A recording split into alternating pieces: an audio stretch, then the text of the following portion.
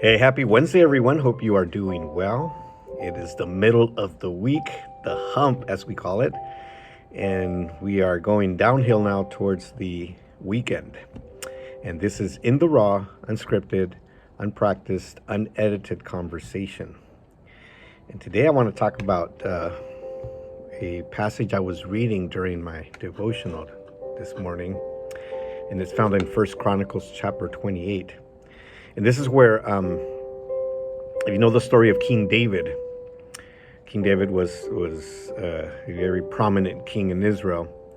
He is basically in this chapter is passing the torch over to his son. So he assembles all of his officials, everybody that was important in his kingdom, and he announces that he would not build the temple, that God had told him, you can't build the temple because you have shed too much blood in your battles. You are a warrior. And so your son will be given that task. And so out of all his sons, David chooses, or God chooses, he chooses Solomon to continue the reign and also to build the temple.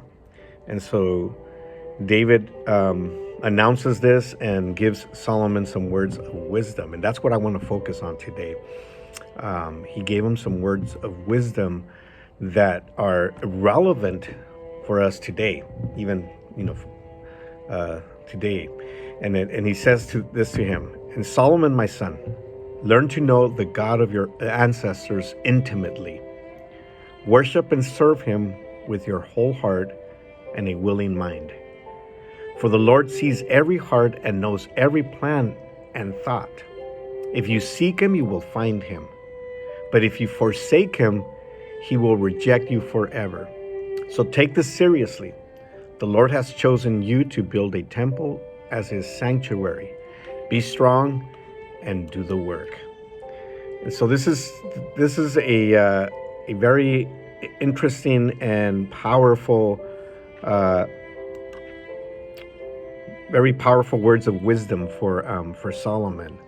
And I'd like to talk about what it means to us, how it applies to us, because these are words of wisdom that are relevant, like I said, even today for us. And so he tells them, I'm going to break it down a little, and I find 7 words of wisdom, 7 key words here, and I want to break them down. So he starts by saying, and I'm sorry, the technology here sometimes doesn't work,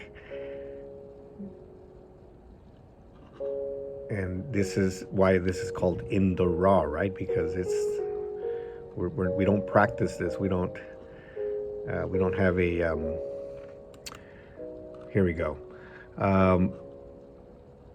So the first thing he tells them is acknowledge God. And what does it mean to acknowledge God? It means to recognize that God is real, that he loves us and he wants us to succeed.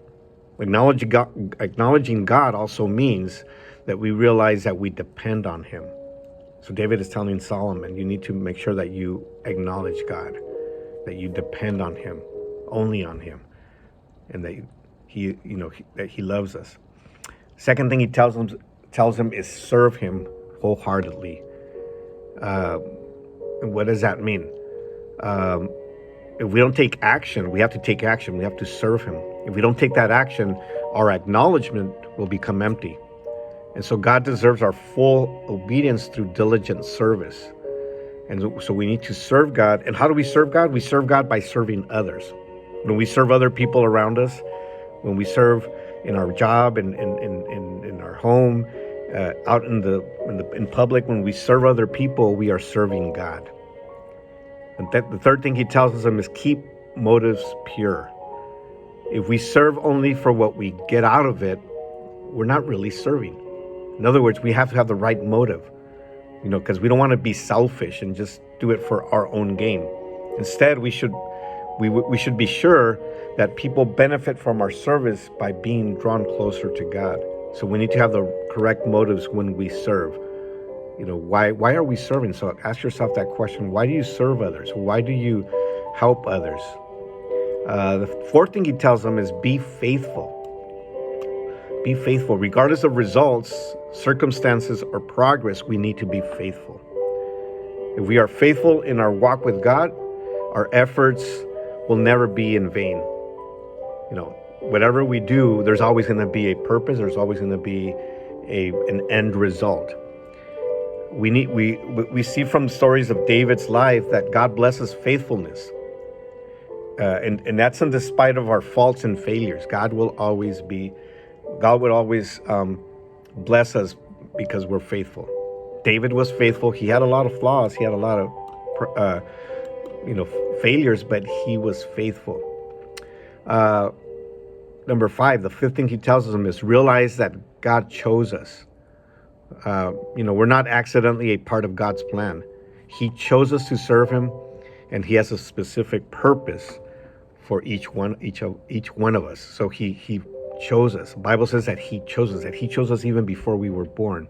Number 6, be strong. God goes beyond choosing us. He's also equips us and energizes us to do whatever he sets before us. So he tells us, be strong. I'm with you. Sorry. Again, technology here. Sorry. And number 7, do the work. Knowing these keys, it's time to get to work. When God calls us, we get moving, and we'll be able to accomplish incredible things. So we need to get to work. We can't just stay, in this, how can I put this? We can't just stay in this ecstasy, I love God and I'm serving him, but we need to roll up our sleeves and get to work and do what God has called us to do. He has equipped each and every one of us with gifts that we can use to do the work. So we need to do that. So these are amazing words of wisdom that David told Solomon, but they apply to us today as well. All right. Well, I hope you have a great day, and we will see you soon.